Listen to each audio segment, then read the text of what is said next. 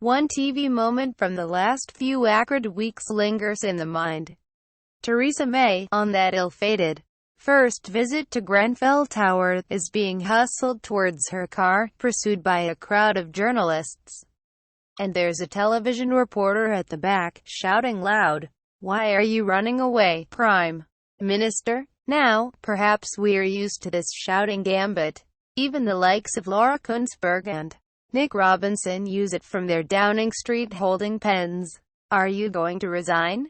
Is that the end of austerity? Questions bellowed into the ether, not expecting an answer, as the PM turns her back. Questions adding a little drama to keep the camera boys happy.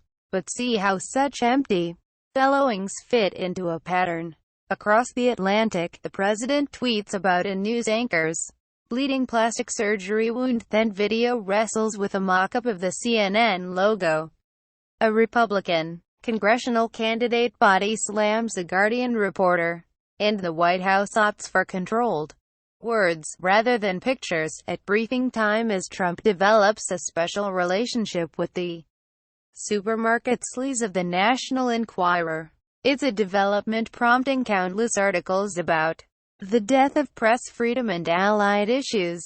And, of course, the pattern reaches much closer to home as the assorted essays in a new book called Brexit, Trump and the Media, published by Abramus on the 6th of July, amply demonstrate. Everything connects. Trump is a phenomenon who still, almost 9 months on, retains the basic allegiance of those who made him commander-in-chief. But don't inane tweets, Russian scandals, and foul bluster drag him down. On the East Coast and West Coast, maybe. But still base camp middle America stays loyal. Millions there don't join the hubbub of distress. Because, simply, they don't much read or watch the nation's media, and, when they do, they don't trust it. They exist in their bubble of belief. You can find exactly the same fractured dialogue in Britain, too. What did the surprise of the Brexit vote show? Here's another tidal wave of articles talking about the non-metropolitan forgotten masses. That briefly seemed a national call for understanding and change, one inchoately confirmed in the June election. But see how deafness and disdain soon set in. Let's blame something, Boris, Rupert Murdoch, Paul Dacre, the BBC, for Brexit. Let's contemplate the rise of Jeremy Corbyn and press a panic button. The Mail talks about fake news, the fascist left and the real purveyors of hate. Guardian columnists denounce the open sewer of Dacre coverage.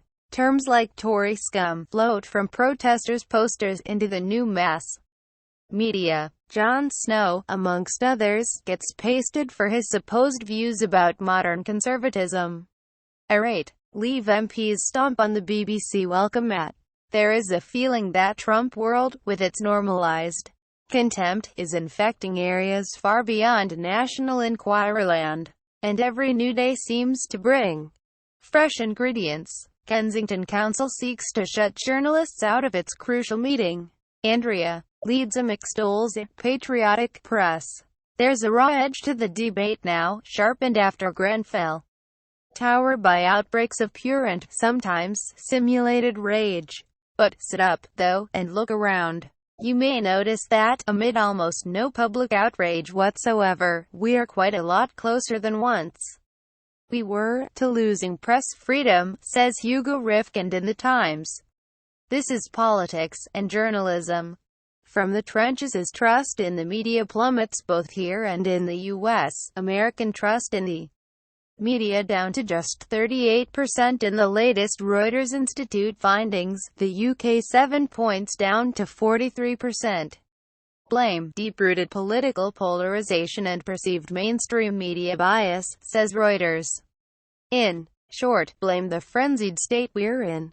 Does this, though, mean the Labour and Tory MPs who habitually share croissants and orange juice with Robert Peston can't be civil, or even friendly?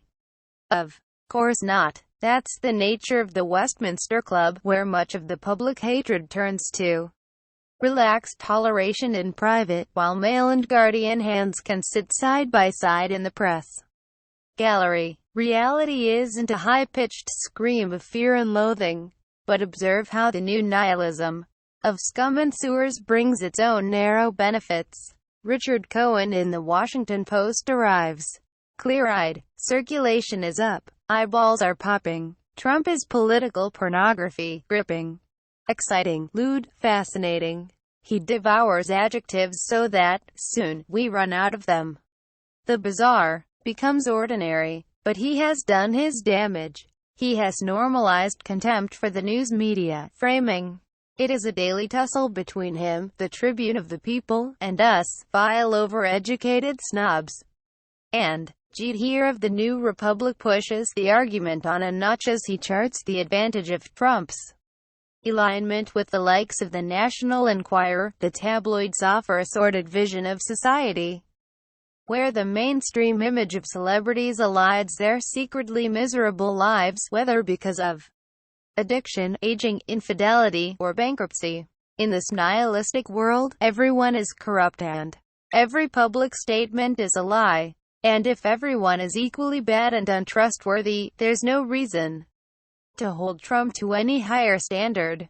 This, ultimately, is why Trump and the tabloids were made for each other. They're both committed to defining deviancy down to apocalyptic. In one sense, I've always thought that trust, as a media commodity, has to be earned story by story. No sanely all-purpose balloons of the kind BBC audience surveys suggest. But there is now a feeling that Trump world, with its normalized contempt, is infecting areas far beyond National Enquirer land.